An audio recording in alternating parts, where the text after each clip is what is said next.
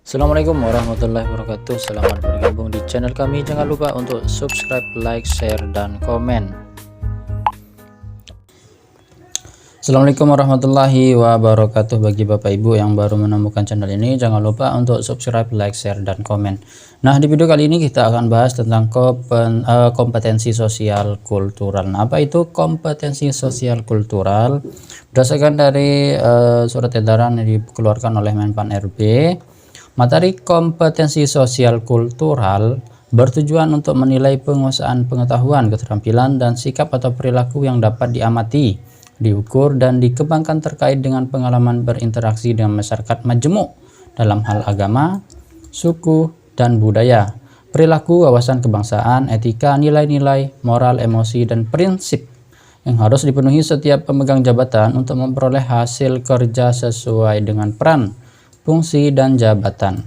Dalam peran pemangku jabatan sebagai perekat bangsa yang memiliki, ini ada 4 ya. 1. Kepekaan terhadap perbedaan budaya. Kemudian yang kedua, kemampuan berhubungan sosial. Yang ketiga, kepekaan terhadap konflik. Dan yang keempat, empati. Jadi ingat Bapak Ibu, ada 4 poin ini yang harus diingat betul apa yang ditanyakan di kompetensi sosial kultural. Oke, langsung saja kita ke soal yang pertama. Nomor 1. Anda adalah seorang dosen di kampus X dan kemudian Anda diutus untuk mengikuti suatu diklat di Surabaya. Oleh panitia penyelenggara, Anda ditempatkan sekamar dengan orang yang tidak Anda kenal yang berasal dari kota lain. Sikap Anda adalah, yang A, mengajukan keberatan tetapi akhirnya menerima aturan panitia. Kemudian yang B, protes keras dan minta ditempatkan sendiri saja. Yang C, mengajukan keberatan dan minta ditempatkan dengan minimal orang yang dikenal. Yang D, menerima aturan panitia dan berusaha mengenal dan memahami teman sekamar. Yang E, menerima aturan panitia. Nah, dari 5 poin ini, dari 5 jawaban ini kita harus eliminasi. Coba. Pilihan yang pertama. Yang A, mengajukan keberatan tetapi akhirnya menerima aturan panitia. Ini ada kata-kata keberatan. Jadi dia sebenarnya terpaksa. Kalau terpaksa berarti kan nggak elok ya Bapak Ibu. Jadi kita eliminasi. Kemudian yang B, protes keras dan minta ditempatkan sendiri saja. Nah, ini berarti egonya sangat tinggi ini. Kita eliminasi yang B. Kemudian yang C, mengajukan keberatan dan minta ditempatkan dengan minimal orang yang dikenal. Nah, ini juga sama ini. Intinya dia tidak mau bersosial ya Bapak Ibu. Kemudian yang D, menerima aturan panitia dan berusaha mengenal dan memahami teman sekamar. Nah, ini cukup logis ini. Kemudian coba kita yang ke E, menerima aturan panitia. Jadi antara ya pilihan D dan pilihan E, ini tentu saja yang paling benar atau yang paling masuk akal adalah yang D ya Bapak Ibu. Karena ini kita menerima aturan panitia, kemudian kita berusaha untuk mengenal dan memahami teman sekamar kita. Gitu ya. Kalau yang E ini kan dia menerima saja, belum tentu nanti dia berkenalan ataupun bertegur sapa. Oke, jadi pilihannya yang benar nomor 1 adalah yang D. Oke. Kemudian nomor 2. Anda baru saja pindah ke lingkungan yang baru dan ingin mengadakan syukuran dengan mengundang pentas musik. Seorang tetangga mengingatkan Anda kalau budaya di lingkungan tersebut menganggap pentas musik adalah sesuatu yang kurang baik. Yang Anda lakukan adalah, oke, kita lihat opsinya. Yang A, mengganti acara dengan yang lebih cocok untuk lingkungan tersebut.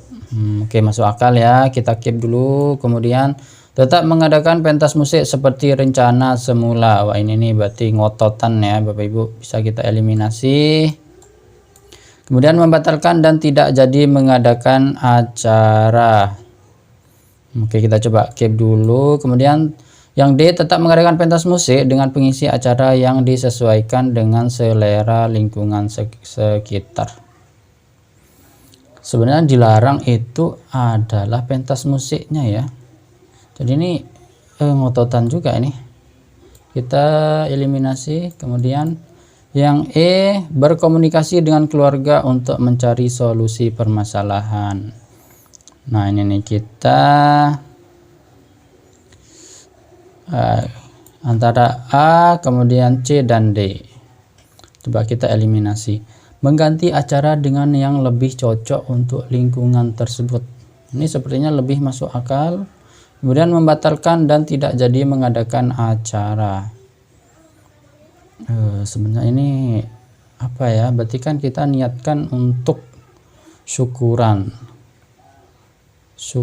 kemudian apa ya? Berarti tidak mencari acara yang lain ya gitu. Membatalkan dan tidak jadi. Sepertinya ini tidak kurang masuk ya Bapak Ibu. Kemudian berkomunikasi dengan keluarga untuk mencari solusi permasalahan. Ini kalau kita lihat dari urgensinya itu, tentu yang paling cocok itu adalah mengganti acara dengan yang lebih cocok untuk lingkungan tersebut.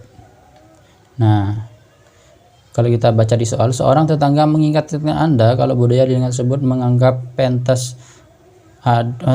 musik adalah sesuatu yang kurang baik. Jadi kita pentas musiknya kita ganti dengan yang lebih cocok di lingkungan tersebut. Jadi opsi yang paling logis itu adalah opsi yang A. Jadi nomor 2A gitu Bapak Ibu ya. Yang E ini tidak menurut saya. Silahkan Bapak Ibu jika punya pendapat yang lain. Jadi nomor 2A. Nomor 3. Kebudayaan rohaniyah atau immaterial culture meliputi A, karya dan cipta, B, cipta dan rasa, C, rasa dan karya, D, cipta dan karsa, E, karya dan karsa. Ini kalau kita cek di Google itu jawaban yang benar itu adalah yang B ya Bapak Ibu. Kebudayaan rohaniyah adalah kebudayaan yang masih dalam bentuk ide, belum berupa materi. Kebudayaan rohaniyah tersebut antara lain cipta dan rasa. Oke, jadi pilihan nomor 3 adalah B. Kemudian yang nomor 4, yang termasuk dalam dampak negatif akibat keberagaman budaya, kecuali, ingat ya Bapak Ibu, kecuali berarti pilihannya yang positif. So, ya. Yang A, menimbulkan konflik antar elit dan golongan politik. Bisa jadi ya, karena berbeda keberagaman budaya ini bisa jadi mengakibatkan konflik. Jadi ini termasuk dari dampak negatif. Kita eliminasi.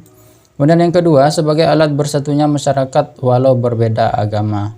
Nah, ini jadi menurut saya ini salah satu dampak positifnya ini sebagai alat bersatunya masyarakat walau berbeda agama. Kemudian yang C, menimbulkan krisis ekonomi dan moneter. Bisa jadi nih karena itu tadi berbeda budaya akan mengakibatkan krisis moneter. Gimana kalau misalkan terjadi konflik?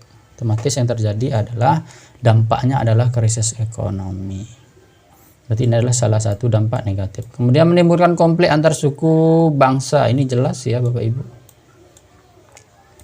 Kemudian yang E, menimbulkan konflik antara yang kaya dan miskin. Nah, tentu ini saja salah satu dari dampak negatif. Jadi yang B adalah jawaban yang benar adalah yang B. Ya, jadi yang nomor 4 jawaban yang benar adalah yang B. Maaf ya Ibu.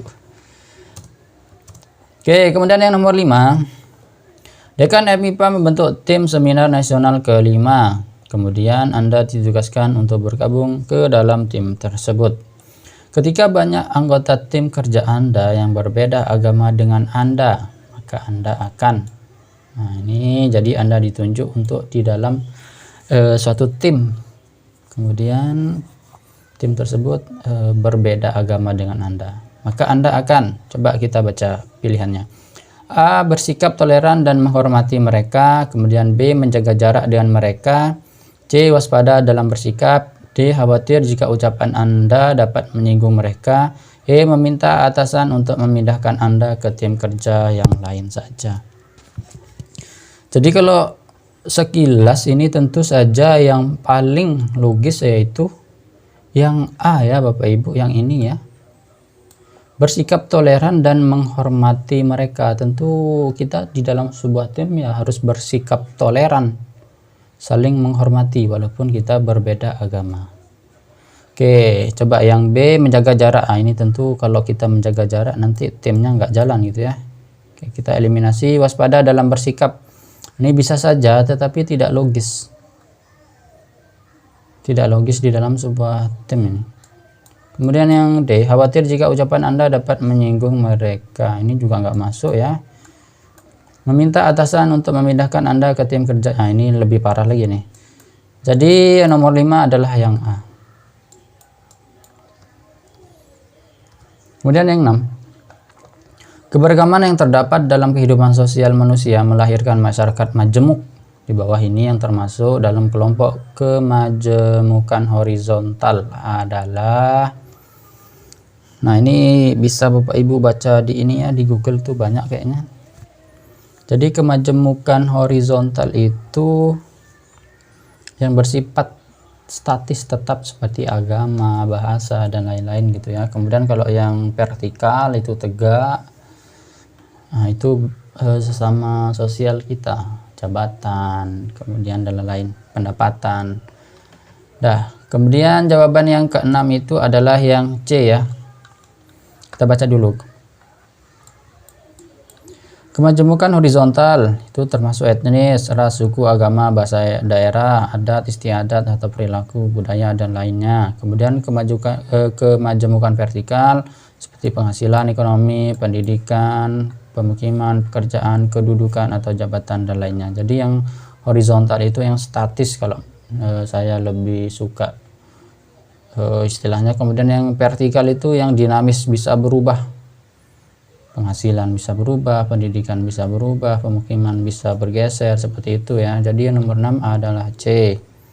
Kemudian yang ketujuh, di bawah ini yang tidak termasuk dalam kelompok kemajemukan vertikal. Ingat tadi yang vertikal itu seperti penghasilan, berarti ini termasuk ya. Kemudian ke pemukiman iya, kemudian pekerjaan juga iya, jabatan iya. Nah ini, jadi yang 7 ini adalah yang D ya, bahasa daerah. Dia termasuk di dalam kemajemukan horizontal. Kemudian yang terakhir, dalam suatu kelompok apa yang selalu Anda tampilkan tentang diri Anda?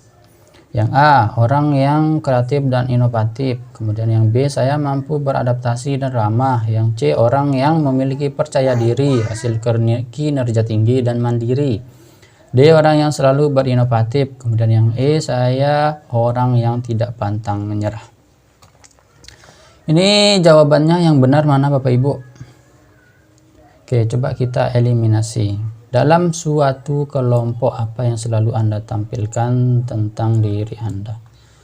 Diri Anda. Tentu kalau kita ditempatkan di kelompok mana saja, di kelompok apa saja, tentu yang harus kita utamakan itu adalah kita harus mampu beradaptasi, ya nggak sih Bapak Ibu? Misalkan di bulan ini Bapak Ibu ditempatkan di tim ini, kemudian di bulan selanjutnya misalkan di tim sebelumnya sudah selesai tugasnya, maka Anda ditempatkan bulan selanjutnya di tim B. Berarti yang apa yang harus Bapak Ibu tonjolkan adalah mampu beradaptasi, ya nggak sih Bapak Ibu?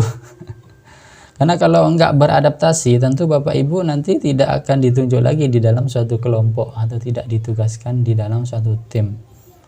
Gitu ya logikanya kalau menurut saya. Jadi yang benar adalah yang B ya Bapak Ibu. Oke, jadi cukup 8 soal di video kita kali ini. Nantikan video pembahasan selanjutnya. Terima kasih. Assalamualaikum warahmatullahi wabarakatuh.